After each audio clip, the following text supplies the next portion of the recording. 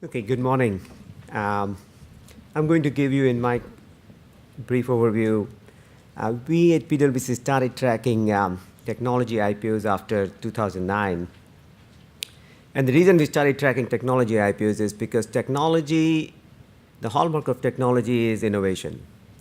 And innovation very often occurs in startups. And for startup, a validation of an innovation is IPO. So the goal here was to track technology IPOs globally, where those IPOs are occurring, and some may conclude from that, does that mean that's where innovation is occurring? Now, the two may not be synonymous, but certainly you get some idea, and I'll give you some more sense here. So I'm going to give you a brief overview of technology IPOs 2010 to 14, cross-border IPOs, where they're coming, where they're going, geographical distribution of IPOs, and you will see here how many IPOs are coming from China versus US versus rest of the world, stock exchange distribution, where these IPOs are happening, subsector distribution, what sectors the IPOs are happening, and then a summary of the 10 billion plus market valuation IPOs of the last 4 years. So this is an overall trend in technology IPOs. As you can see, it started at a very positive note. This is global numbers. Now with 109 IPOs in 2010, and then kind of came down and then have shot up again this year at pace to go over, certainly in terms of amount, it has shot up, but also in terms of the numbers to exceed the 2010 numbers. Now let me go down and by country. Now this is a chart which is giving you IPOs by country. And so these are the companies which originated in the US and their IPOs, and clearly started on a slow note in 2010 and then has been going up, and clearly the 2014 number is for 9 months, 28. It is expected to exceed for the whole year, the 2013 number of 35. Let's compare that with China. Chinese IPO started with a thunder in 2010, and as you can see, the number was 70, then down to 50, and then by 2012 they were down, and then 2013 you almost had very few IPOs. The reason 2013 there were very few IPOs was that Chinese Stock Regulatory Commission, CSRC, put a freeze on Chinese IPOs in November 2012. And they put a freeze on the IPOs to basically revisit and reform the system, and that freeze was lifted in December 2013. So that's why you see the 2013 numbers are low, but then the numbers have rebounded in come 2014. And then these are the numbers of rest of the world. So as you can see, the rest of the world clearly pales. So in terms of technology IPOs, the IPOs are primarily coming from the US or China. And this is these are the stats on cross-border IPOs. Cross-border IPO means when a company based in one country has its IPO in another country. So like Alibaba having an IPO in the US, that's a cross-border IPO. And here if you see the trend in terms of where the cross-border IPOs are originating from. So clearly, most of the cross-border IPOs are coming from China. 38 from China, 29 from rest of the world, and only 1 from US.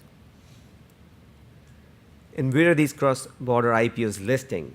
And clearly, the US exchanges are the major recipients of these cross-border IPOs, with 58 listed in the US, 8 in the rest of the world, and then 2 in China, and that's primarily Hong Kong Stock Exchange. Now let's focus on where these IPOs have come. So these are again the numbers from 2010 through 2014. And as you can see, there were a total of about 195 Chinese IPOs of technology companies. And these are IPOs of $40 million and above.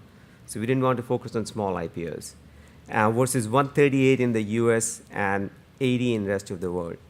Now this is on a cumulative basis. As I said, in 2013 there was a freeze in the Chinese IPOs. So if you isolate 2013 by itself, you can see that the domination in 2010 through 2012 of Chinese IPOs was even more. During that time, Chinese IPOs almost doubled of the US. US had 75 IPOs, China 153. Now in 2014, again, China is more than US, but not at the pace at which it was in 2010 through 12. Now let's focus on stock exchange distribution. Where are these IPOs coming from? So interestingly, clearly, US stock exchanges have a major role to play. So you have 197 IPOs in US stock exchanges. but 159 IPOs in Hong Kong and China stock exchanges. So significant number of the IPOs, especially the Chinese IPOs, are occurring in China. And if you look at in the Chinese IPOs, 133 in the Shenzhen Stock Exchange, 8 in Shanghai, and 18 in Hong Kong. And in contrast, in the US, clearly NASDAQ and New York Stock Exchange. Now here, 5 years ago, NASDAQ used to maybe dominate the technology IPOs, not anymore. The same stats for isolating 2013, and as you can see here, the Chinese IPOs were absent, there were only 5. Now, if you focus it in terms of the money raised, clearly in terms of the money raised, US capital markets remain the dominant capital markets, and that's why you see now like such a different distribution here, that 77 billion was raised in US versus 19 in China and 16 in the rest of the world. Subsector distribution as to where these IPOs are coming from in terms of sector, as the previous speakers highlighted, internet software and related services are the dominant. So this is again globally, all companies, all countries. So 109 from software, internet, and software 86. Rather, if you combine the two together, they account for over 50% of the IPOs. And then the manufacturing, semiconductor, and related are pretty low numbers. If you look at US companies' IPOs, again, US continues to be a more service-dominated economy. So you can see here that manufacturing-related IPOs are very small. Most of the IPOs are in the software, internet, and the services business. China slightly different. You do tend to see a little more semiconductor and alternate energy IPOs coming out of China, but still a sizable number of internet, software, and services and IPOs coming out of China. And then this is the rest of the world. Lastly, and just to give you a highlight of what are some of the IPOs. So number is not by itself relevant. Which ones are hitting big?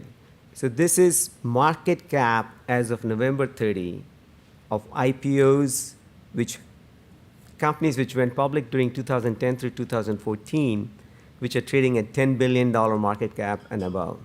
So there are 12 companies, technology companies, which went public where the IPOs are trading at $10 billion and above. In terms of geographic distribution, where these companies are coming from, 7 from US, 2 from China, 2 from Europe, and 1 from Israel. So clearly a lot more domination of US in terms of large market cap companies than smaller market cap companies. Which sectors these IPOs are coming from? Social network, like it's pretty much across the board, but clearly a lot more from social and cloud, and no surprise over there, and e-commerce.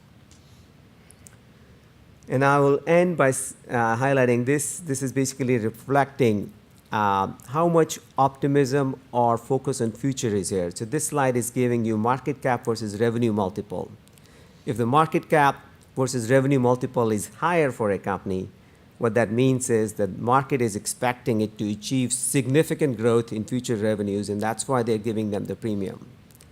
And here you clearly see Mobileye, which is an Israeli company, which makes software for self-auto driving, and that they're like people are betting that we're going to have self-driven cars in a very short period of time, so they're getting a pretty high multiple. Alibaba, clearly because of the growth it has achieved and it is going to achieve. But I've given you some comparison of these multiples versus some of the traditional or more successful players, Google, Apple, Amazon, as to what they have. So I will conclude by saying that, look, if you just go by the numbers, you clearly see a lot of IPOs in the technology sector coming from China.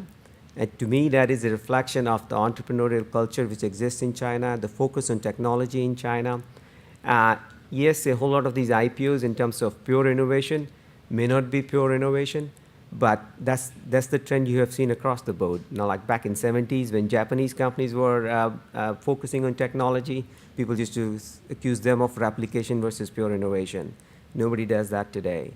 When the Koreans were coming in 90s, they were accused of replication versus pure innovation. And in my view, replication is a step in the direction of pure innovation.